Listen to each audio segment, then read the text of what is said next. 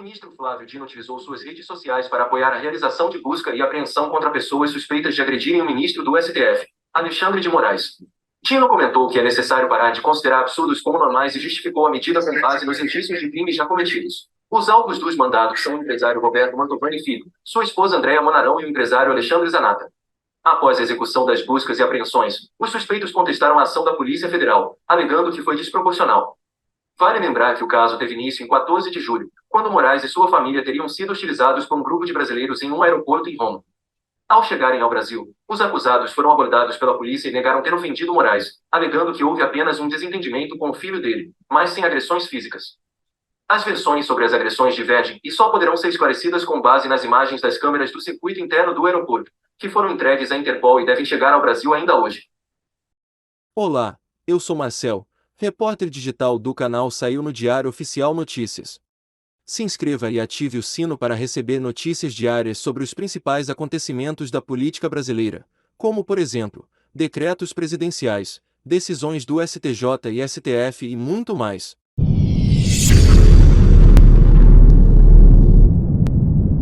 Os desembargadores, os ministros, fiquem intimidados, com medo de terem a si e as suas famílias expostos à agressividade, certamente não é um cenário adequado para o desempenho dessas funções.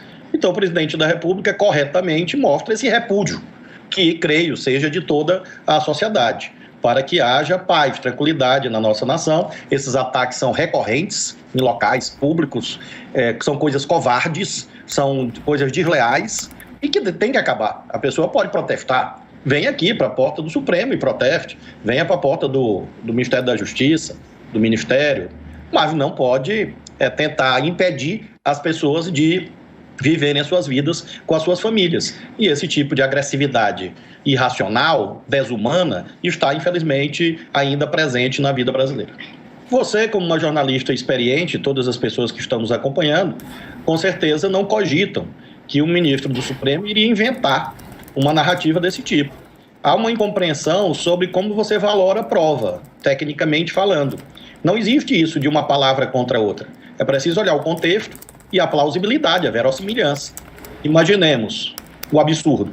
O ministro Alexandre está com sua família, caminhando no aeroporto e vê uma família qualquer e resolve agredir verbalmente essa família. Isso é ridículo, isso é risível. Obviamente, tudo está sendo levado ao inquérito policial e haverá uma apreciação técnica pelo Poder Judiciário, pelo Ministério Público antes, mas é preciso que as coisas tenham lógica, porque senão você banaliza esse tipo de ocorrência e acaba estimulando uma cultura de ódio. Então é preciso ter seriedade na análise dos fatos. É claro que todas as pessoas têm que ser ouvidas, mas evidentemente nós temos a convicção de que a verdade tecnicamente vai emergir e se configurar nos autos. Eu cogito, Tainá, disso como uma possibilidade. Esse enquadramento legal ele é feito ao final do inquérito, que não deve demorar muito, porque as pessoas já estão sendo ouvidas, as imagens serão juntadas, e aí será possível plenamente uma conclusão quanto às várias possibilidades de enquadramento penal. Entre essas possibilidades, sem dúvida, está essa atinente ao crime contra o Estado Democrático de Direito, que depende de uma circunstância principal, identificar se houve violência, grave ameaça, em que termos.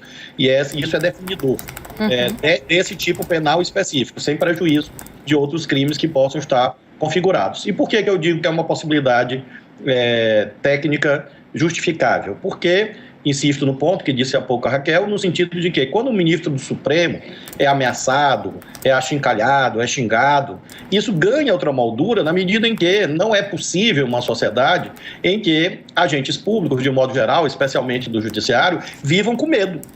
Porque, imaginemos, se cada juiz do Brasil for julgar pensando, será que eu vou ser xingado no aeroporto? Será que eu vou ser xingado no restaurante? Será que eu vou poder ir para o cinema com a minha esposa, com o meu marido?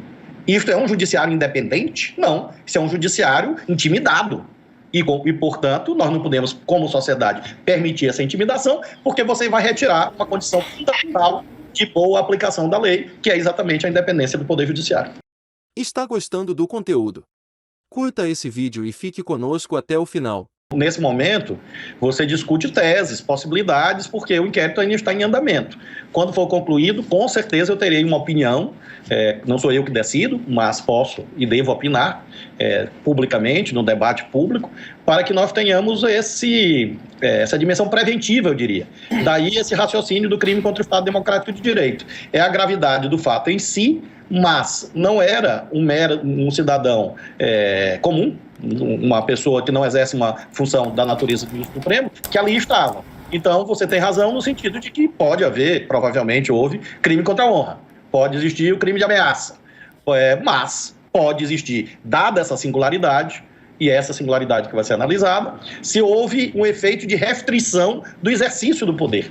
Essa restrição não precisa ser mediante uma coação física. Uma coação moral também significa uma restrição. Defender a operação de busca e apreensão de celulares e computadores, dizendo que não se tratava de uma phishing expedition, de que havia fatos concretos para ir atrás desses celulares e dos computadores. Estou até com o pedido aqui, a decisão da ministra Rosa Weber, vou passar para a nossa editora-chefe, para a Bianca, daqui a pouco ela até espelha para nós, e eu queria entender, queria que o senhor explicasse melhor para nós o que fundamenta a operação da PF. As informações que nós temos, acabei de receber o pedido a decisão da ministra Rosa Weber, é que a defesa está de posse de um vídeo que foi feito do ministro Alexandre de Moraes por um dos investigados ali no momento. É atrás desse vídeo que a Polícia Federal está?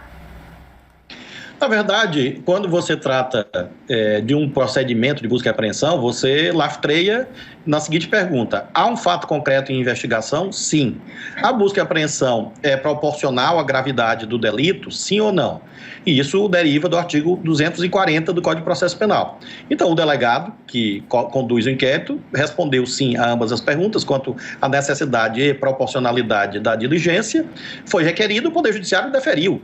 Eu fiquei espantado de ver questionamentos dizendo que a diligência não se justificava, quando você não tem uma procura especulativa de provas, você não está fazendo uma devassa, existe um fato. Então, você pode ter vídeos, pode ter fotos, pode ter mensagens de texto, antes, durante e depois.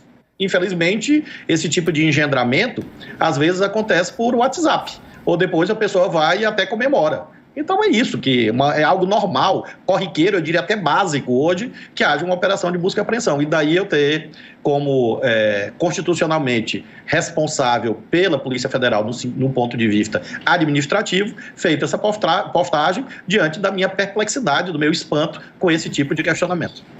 Sobre esse vídeo, em particular, não. Eu realmente não sabia disso, mas tudo que puder ser colhido, é importante que vá ao inquérito. Então, se houver este vídeo, muito bem, que vá ao inquérito.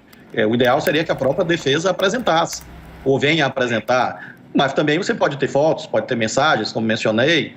Então, esse foi o objetivo da diligência, para que, como eu disse, nos dias de hoje, busca e apreensão de celular é quase uma commodity em investigação, exatamente quando você tem um fato concreto, né? O que você não pode fazer é exatamente uma especulação. Eu vou pegar aqui o celular da Tainá para saber se um dia ela cometeu um crime. Isso não pode, que é exatamente a Phishing Expedition. Mas, nesse caso, não. Você tem um fato concreto, tem um ministro supremo que fez uma representação por escrito à Polícia Federal. A Polícia Federal tem a obrigação de investigar a partir dessa representação. Aqui, próximo de onde eu estou, existe uma sala, que é chamada aqui no Ministério de Sala dos Retratos. E lá tem os ministros de 201 anos, desde que o Ministério foi criado. E vários ministros da Justiça viraram ministros do Supremo. Então, eu diria que é algo mais ou menos comum que haja essa cogitação. Agora, é uma cogitação, um debate, o presidente nunca falou nisso, nem eu, não falarei, ele não falou, não sei se falará. E aí eu penso que você não pode, Tainá, colocar um problema que não existe. Uma dúvida. Ah, não, aceita, não aceita. Você só coloca essa dúvida para algo que existe. Como não existe, eu realmente não penso nisso e acho que o presidente Lula tem pelo menos 10 ótimos nomes para nomear, inclusive nomes de mulheres, ótimas juristas, e eu acho que ele vai, em algum momento, tocar no assunto. Lembrando, Tainá, que antes a gente tem a definição do Procurador-Geral da República. Ah, então, ótimo. Ainda bem que o senhor já entrou nesse assunto. O senhor é a favor da recondução do Augusto Aras? Eu não posso opinar sem que o presidente da República peça a minha opinião. E darei a ele, claro, na medida que ele peça. O que eu acho que o presidente está certo é em ouvir todos os possíveis nomes. Há quem defenda essa recondução. Eu acho que o presidente deve levar em conta que há pessoas que opinam nesse sentido e ouvir o doutor Aras, como ouvir outros possíveis nomes, novamente, homens e mulheres. Eu acho que ele está no momento, Tainá, ainda de início da formação de opinião.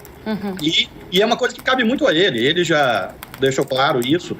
Nós temos aqui as escolhas dos tribunais, as listas, tudo tramita aqui pelo Ministério da Justiça, mas ministro do Supremo e Procurador-Geral da República, em todos os governos, não é apenas nesse, é uma escolha muito pessoal do presidente da República, e acho que ele está ainda iniciando a reflexão sobre isso. Ele nunca, eu tenho assim, a mais absoluta certeza que ele não tem decisão nem sim, nem não, nem para Procurador-Geral da República, nem para ministro do Supremo. Eu apenas, Tainá, lembrei que antes de definir o ministro do Supremo, ele vai definir o Procurador-Geral da República. Que bom que você ficou aqui até o final. Nossos vídeos vão ao ar de segunda a sexta às 19 horas. Compartilhe esse vídeo para que mais pessoas saibam o que está acontecendo em nosso país.